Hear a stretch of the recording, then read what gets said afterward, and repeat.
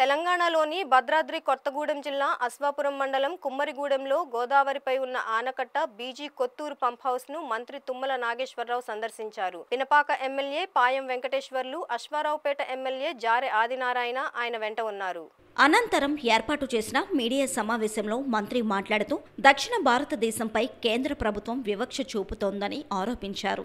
Railway, నీటి వనరుల పంపిణీలో కేంద్ర ప్రభుత్వం అన్యాయం చేస్తుందని మండిపడ్డారు. దక్షిణ భారత రాష్ట్రాల హక్కులను పరిరక్షించేందుకు అన్ని రాజకీయ పార్టీలు ఒక్కటై నిలవాలని పిలుపునిచ్చారు. ప్రత్యేకంగా రాష్ట్ర ప్రయోజనాలను కాపాడేందుకు వివిధ పార్టీలకు చెందిన ఎంపీలు ఒకే వేదికపైకి రావాలన్నారు. సీతారామ లిఫ్ట్ ఇరిగేషన్ ప్రాజెక్టు ద్వారా విడుదల చేసిన నీరు సాయంత్రం నాటికి వైరా రిజర్వాయర్కి చేరుకుంటుందని మంత్రి తెలిపారు.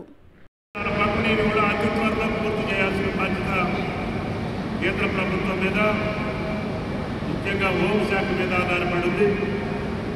మేము ఈ సంవత్సరం 3 మాసాల్లో 36 సార్లు కేంద్ర ప్రభుత్వాన్ని అభ్యర్థించిన నీటి పంపిణీలో కానీ నిధుల్లో కానీ ఏ మాత్రం కూడా చొరవ చూపినటువంటి కేంద్ర ప్రభుత్వం యొక్క నిర్లక్ష్య ధోరణిని తీవ్రంగా ఖండిస్తున్నాం. ఈరోజు సీతారామ సాగర్ నీటి విడుదల సందర్భంగా ఈనాడు మా మంత్రి గారు, ముఖ్యమంత్రి గారు, జలశక్తి మంత్రి గారిని ఈ విషయాల మీద డిమాండ్ చేయడానికి ఢిల్లీ వెళ్తున్నారు. వెంటనే తెలంగాణ సమస్యల యొక్క పరిష్కారంలో శ్రద్ధ చూపాలని మొన్ననే ప్రధానమంత్రి కూడా గౌరవ ముఖ్యమంత్రి రేవంత్ రెడ్డి గారు అన్ని పెండింగ్ సమస్యల్ని కేంద్ర ప్రభుత్వం దృష్టిలో, ప్రధానమంత్రి దృష్టిలో పెట్టాం.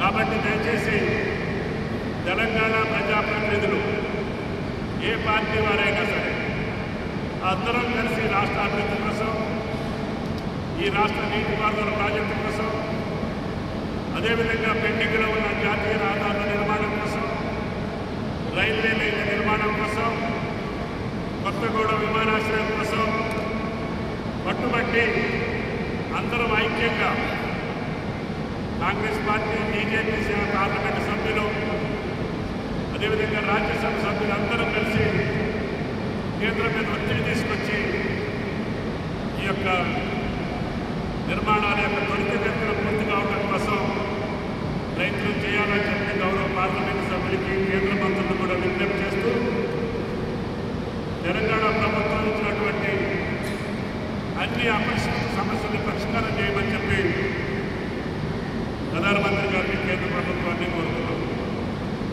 ఈరోజు సీతారామ ప్రాజెక్టు కింద 6,74,000 ఎకరాలకు సుమారు నీటిపారుదల వచ్చే అవకాశం ఉంది. డైరెక్ట్గా 3,28,853 ఎకరాలు, ఇండైరెక్ట్గా స్టెబిలైజేషన్ కోసం 3,45,534 ఎకరాలకి నీళ్ళు ఇచ్చే అవకాశం ఉంది. అదేవిధంగా పినపాక నియోజకవర్గానికి సంబంధించి నారాయణపాడు ప్రాజెక్టు 105 కోట్లతో ప్రారంభించాం. కార్యక్రమం ముమ్మరంగా జరుగుతుంది. మొన్న ముఖ్యమంత్రి గారు వచ్చినప్పుడు ఇదే స్థానం నుంచి అనౌన్స్ చేశాం. అశ్వాపురం, కొరకంపాడు, మణుగూరు మండలాలకు ఉపయోగపడుతుంది. ఇది రేపు రాబోయే జూన్, జూలై కల్లా పూర్తి చేయాలని చెప్పి టార్గెట్ పెట్టాం. తుమ్మల చెరువు ఎత్తిపోతల పథకం ద్వారా ఈ యొక్క లిఫ్ట్ ఇరిగేషన్ని ఎంతవరకు అయిపోయింది. పంప్ హౌస్ కూడా వచ్చింది నారాయణపాడికి.